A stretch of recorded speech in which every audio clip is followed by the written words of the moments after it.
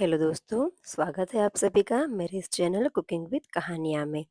आज मैं बनाने जा रही हूँ टमाटर की चटनी, जिसको आप केचप के साथ रिप्लेस कर सकते हैं। इसकी सेल्फ लाइफ 7 दिन है। अगर आप फ्रिज में रख के इसको 7 दिन तक यूज़ करेंगे तो ये अच्छी रहेगी। और आप इसको पिज़्ज़ा सॉस के जैसे भी यूज़ कर सकते हैं और समोसा, पकौड़ा किसी भी चीज़ के साथ यूज़ कर सकते हैं। इसी के साथ मैं आज आपको एक कहानी सुनाऊंगी। आपने सुना होगा कि जो हम दाएं हाथ से सत्कर्म करते हैं उसका पता बाएं हाथ को भी नहीं लगना चाहिए।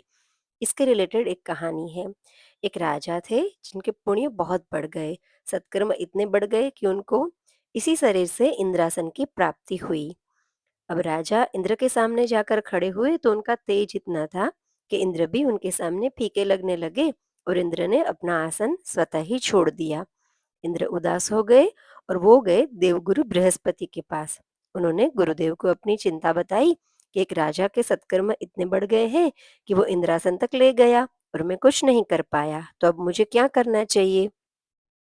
देवगुरु ने उनको कहा कि आप उस राजा से पूछिए कि उसने ऐसे क्या सत्कर्म किए जिसकी वजह से उसको इंद्रासन मिल गया।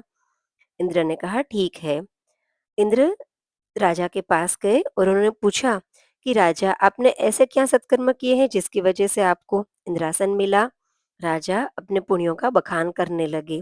एक के बाद एक वो अपने सत्कर्म सुनाते चले गए। जैसे जैसे वो अपने सत्कर्म सुनाते गए वैसे वैसे उनका पुण्य क्षीण होता चला गया और वापस वो पृथ्वी पर अपने राज्य के राजा तक ही सीमित रह गए। इंद्र को इंद्रासन की प्राप्ति हो गई। उनको अपना आसन वापस मिल गया। अब वो धन्यवाद करने के लिए देवगुरु बृहस्पति के पास वापस गए। उन्होंने पूछा, गुरुदेव ऐसा क्या हो गया जो राजा ने सिर्फ इतनी सब बातें की और उसका आसन चला गया। तब देवगुरु ने उनको समझाया कि इंद्र, बात ये है कि हम जो जो भी सत्कर्म करते हैं उसका बखान अगर अपने आप से करें तो हमारे अंदर अहंकार बढ़ जाता है। हमें जब जब ऐसा ज्ञात होने लगता है कि हमने ये अच्छा काम किया, वो अच्छा काम किया, तो उसका अहंकार हमारे मन में बढ़ जाता है। अपनी बुराइयों को हम इतना याद नहीं करते जितना हम अपनी अच्छाइयों को या सत्कर्मों को याद करते हैं।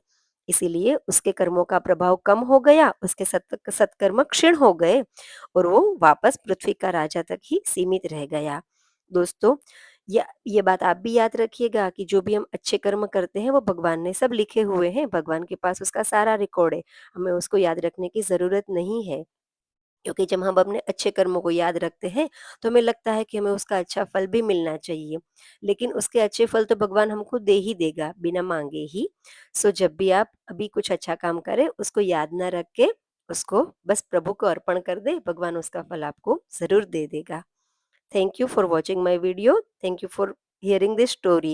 अगर कुछ भी बात लगे आपको कुछ बताने जैसी तो ज़रूर मुझे कमेंट में बताइएगा। Thank you so much. Enjoy. Bye.